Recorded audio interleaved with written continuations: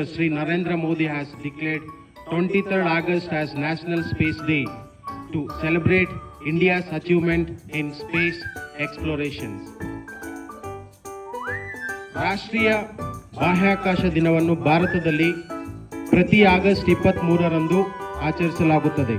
ಈ ದಿನವು ಭಾರತದ ಬಾಹ್ಯಾಕಾಶ ಸಂಶೋಧನೆಯ ಗೌರವಾರ್ಥವಾಗಿ ಆಚರಿಸಲಾಗುತ್ತದೆ. ವಿಶೇಷವಾಗಿ ಚಂದ್ರಯಾನ್ 3 ಯೋಜನೆಯ ಯಶಸ್ವಿ ಚಂದ್ರನಲ್ಲಿ ಇಳುವಿಕೆಯನ್ನು ಸ್ಮರಿಸಲು ಇದು ಇಸ್ರೋ ಮತ್ತು ವಿಜ್ಞಾನಿಗಳ ಕಠಿಣ ಪರಿಶ್ರಮದ ಸಮರ್ಪಿತವಾದ ದಿನವಾಗಿದೆ.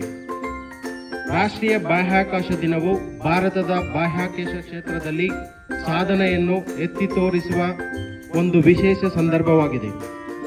2023ರಲ್ಲಿ ಚಂದ್ರಯಾನ್ 3 ಯಶಸ್ವಿಯಾಗಿದೆ. ಚಂದ್ರನ ದಕ್ಷಿಣ ಧ್ರುವದಲ್ಲಿ ಇಳಿದಾಗ ಭಾರತವು ಈ ಸಾಧನೆಯನ್ನು ಮಾಡಿದ ಪ್ರಪಂಚದ ಮೊದಲನೆಯ ದೇಶವಾಗಿದೆ.